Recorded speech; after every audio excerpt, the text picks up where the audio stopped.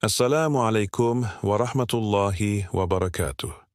Dalam khazanah keilmuan Islam terdapat dua tokoh besar yang menjadi pilar utama dalam bidang ilmu kalam, Ahlus Sunnah wal Jamaah. Imam Abul Hasan Al-Asy'ari dan Imam Abu Mansur Al-Maturidi. Keduanya meletakkan dasar pemikiran teologis yang menjaga keseimbangan antara dalil wahyu dan akal, serta menjaga akidah umat dari penyimpangan. Meski nama Al-Asy'ariyah lebih sering disebut di dunia Islam, pemikiran Al-Maturidi sebenarnya memiliki pengaruh besar, terutama di wilayah-wilayah yang mengikuti mazhab Hanafi, termasuk kawasan Asia Tengah, Turki, India, dan bahkan sampai ke Nusantara. Namun, bagaimana sebenarnya perjalanan pemikiran Maturidiyah di Indonesia? Apakah benar ajarannya asing bagi umat Islam Indonesia? Atau justru telah hidup dan menjadi bagian penting dari tradisi keislaman kita, meskipun tanpa disebutkan secara eksplisit?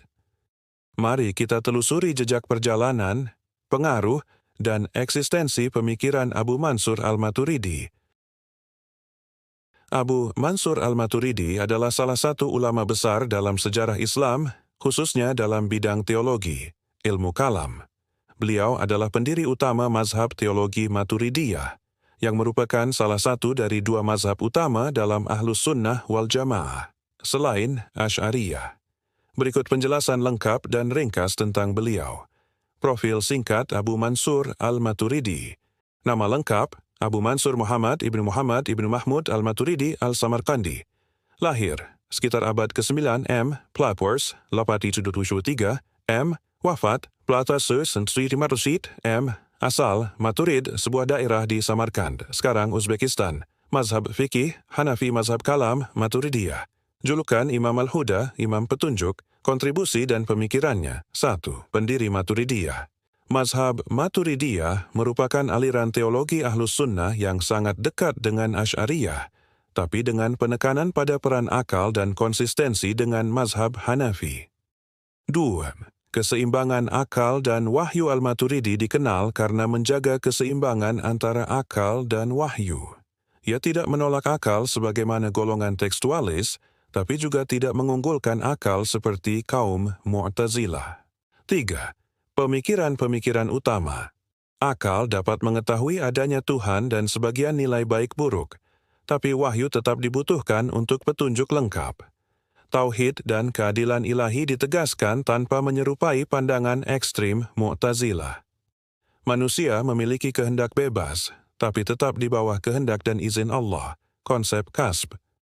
Iman tidak bertambah dan tidak berkurang, berbeda dengan pandangan Asy'ariyah. Karya-karya penting. Kitab Al-Tauhid, buku pokok pemikiran teologis Al-Maturidi yang menjelaskan akidah secara rasional dan tekstual. Tawilat Ahl al-Sunnah, juga disebut Tafsir Al-Maturidi. Tafsir Al-Quran yang memuat banyak pendekatan teologis dan rasional.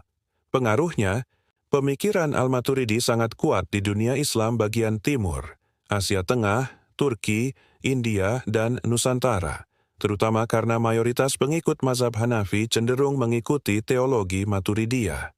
Di Indonesia sendiri, banyak pesantren dan ormas seperti Nahdlatul Ulama, NU, mengadopsi pemikiran ini sebagai bagian dari Ahlus Sunnah wal Jamaah. Quote penting dari pemikirannya. Akal adalah anugerah Allah yang menjadi pintu memahami wahyu, bukan pengganti wahyu.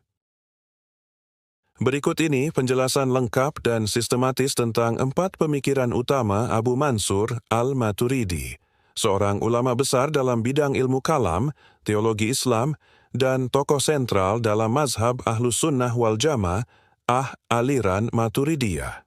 4 pemikiran utama Abu Mansur Al-Maturidi. 1. Akal dan wahyu. 2 sumber kebenaran yang saling menguatkan. Pokok pemikiran. Al-Maturidi menekankan bahwa akal dan wahyu tidak bertentangan, tetapi saling melengkapi. Akal adalah alat untuk memahami, sedangkan wahyu adalah petunjuk dari Allah. Detail. Akal manusia dapat mengetahui keberadaan Tuhan dan sebagian konsep moral seperti baik dan buruk. Namun, akal tidak cukup untuk mengetahui rincian syariat atau kewajiban-kewajiban ibadah. Untuk itu dibutuhkan wahyu, Dalam pandangan Maturidi, orang yang belum sampai kepadanya wahyu tetap wajib mengenal Tuhan melalui akalnya, wajib akli. Beda dengan Mu'tazilah. Mu'tazilah mengandalkan akal secara ekstrim. Beda dengan Asy'ariyah. Asy'ari lebih menekankan wahyu dan cenderung membatasi akal. 2. Tauhid dan sifat-sifat Allah. Allah dikenal lewat sifat tanpa menyerupai makhluk pokok pemikiran. Al-Maturidi menegaskan bahwa Allah memiliki sifat-sifat yang azali, seperti ilmu, kudrah, iradah. Tetapi sifat itu tidak serupa dengan makhluk.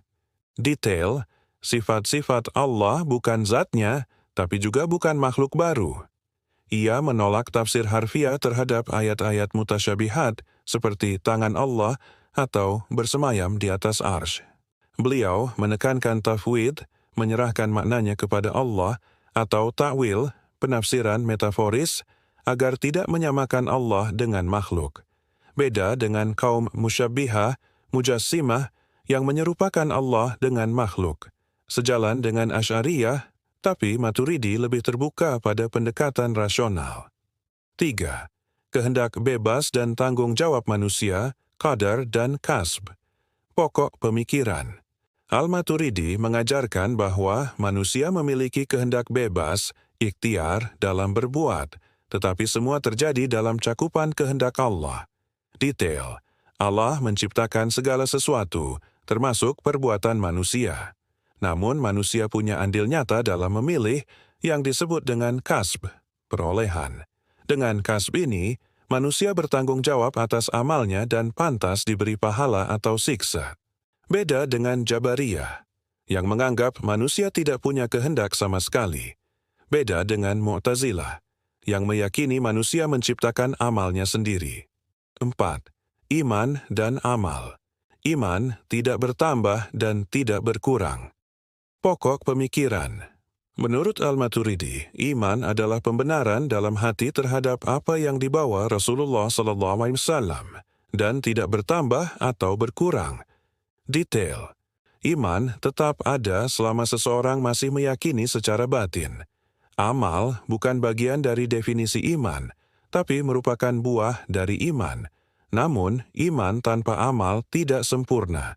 Amal memperkuat iman, meski tidak menjadi bagian dari hakikatnya. Beda dengan Khawarij dan sebagian Salafi ekstrim, yang menganggap amal sebagai bagian dari iman dan orang berdosa keluar dari Islam. Beda dengan Asy'ariyah yang mengatakan iman bisa bertambah dan berkurang. Al-Maturidi menyatakan iman bersifat tetap, tapi kualitasnya bisa diperkuat dengan amal. Kesimpulan ringkas. Aspek pemikiran Al-Maturidi akal an wahyu akal dan wahyu saling melengkapi. Akal dapat mengenal Tuhan. Sifat Allah punya sifat, tapi tidak serupa makhluk. Tafwid, ta'wil disarankan. Kehendak bebas manusia punya ikhtiar, kasb, tapi semua dalam kehendak Allah. Iman, amal iman adalah pembenaran hati, tidak bertambah, berkurang. Amal bukan bagian iman. Perkembangan aliran Maturidiyah di Indonesia tidak menonjol secara simbolik, tapi pengaruhnya sangat kuat, terutama melalui jalur mazhab Hanafi dan tradisi Ahlus Sunnah wal Jamaah, yang dibawa oleh para ulama dan tarekat dari Asia Tengah dan India. Berikut penjelasan lengkap dari awal masuk hingga perkembangan saat ini. 1. Awal masuknya pemikiran Maturidiyah ke Indonesia, jalur masuk. Masuk melalui jalur perdagangan dan dakwah ulama Asia Tengah, India, dan Persia sejak abad ke-13 M. Para penyebar Islam yang berpaham Hanafi Maturidi datang ke Nusantara, terutama dari Gujarat, Persia, dan Asia Tengah. Sumber awal. Mereka membawa fikih Hanafi dan teologi Maturidi, yang kadang bercampur dengan tasawuf dan tarekat seperti Naqsyabandiyah yang memang Maturidi dalam akidah. Namun, karena pengaruh mazhab Syafi'i lebih dominan di Kepulauan Melayu, Maturidiyah tidak berkembang sebagai label resmi, meski ajarannya tetap hidup. Dur, masa klasik, tradisi Ahlus Sunnah wal Jamaah, masa kerajaan Islam. Di era Kesultanan Demak, Aceh, Banten, dan lainnya, Islam berkembang melalui pesantren dan tarekat yang menganut ajaran Ahlus Sunnah wal Jamaah, termasuk ajaran Maturidi secara substansi. Tarekat-tarekat. Tarekat Naqsyabandiyah, yang berpaham Maturidi dalam akidah, menyebar luas melalui ulama-ulama seperti Syekh Abdul Rauf As-Singkili dan ulama Minangkabau. 3. Era pesantren dan organisasi Islam. Abad 19 Surat 20. Pengaruh di pesantren. Pesantren di Jawa dan luar Jawa mengadopsi paham Ahlus Sunnah, Syafi'i dalam fikih, Asy'ari, Maturidi dalam akidah. Beberapa kitab teologi klasik yang diajarkan mengandung pemikiran Maturidiyah, meskipun tidak disebutkan secara eksplisit. Nahdlatul Ulama, NU. Berdiri tahun 1926, NU secara resmi menganut Ahlus Sunnah wal Jamaah, yaitu fikih, Syafi'i, akidah, Asy'ariyah dan Maturidiyah. Tasawuf, Al-Ghazali dan Al-Junaid. NU menjadi ormas terbesar di Indonesia yang secara resmi mengakui Maturidi sebagai bagian dari akidahnya. 4. Perkembangan saat ini, abad 21. Penguatan identitas keilmuan.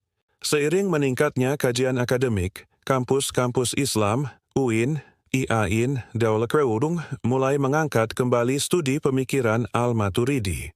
Buku-buku dan tesis tentang Al-Maturidi dan Maturidiyah mulai ditulis di lingkungan akademik. Media dan konten digital. Beberapa dai NU, dosen UIN, dan kanal YouTube Islam tradisional mulai mengangkat nama Abu Mansur Al-Maturidi secara langsung. Namun, secara umum, istilah Maturidiyah masih kurang dikenal luas di masyarakat awam dibandingkan dengan Asy'ariyah atau bahkan istilah populer seperti Ahlus Sunnah. Kenapa tidak terlalu populer secara nama? Kitab-kitab klasik yang diajarkan di pesantren lebih sering mengambil rujukan Asy'ariyah. Sebagian ajaran Maturidiyah dan Asy'ariyah tumpang tindih, sehingga masyarakat tidak membedakan keduanya secara tegas. Fokus pendidikan Islam di Indonesia lebih banyak kepada fikih dan tasawuf, bukan ilmu kalam secara detail. Penutupan. Dalam memahami sejarah dan khazanah keilmuan Islam, penting bagi kita untuk mengenal para ulama pewaris Nabi yang telah meletakkan fondasi kokoh bagi akidah umat. Abu Mansur Al-Maturidi adalah salah satu tokoh agung yang telah mengharmoniskan antara akal dan wahyu, serta memperjuangkan akidah Islam yang seimbang, toleran, dan rasional. Pemikiran beliau mungkin tidak sepopuler secara nama di Indonesia, namun pengaruhnya hidup dalam tradisi keislaman kita, khususnya dalam lingkungan pesantren, tarekat, dan ormas seperti NU. Karena itu, sudah waktunya kita menghidupkan kembali warisan intelektual beliau agar Islam tetap teguh, moderat, dan sesuai dengan fitrah akal manusia. Wallahu a'lam bish shawab. Wassalamualaikum warahmatullahi wabarakatuh.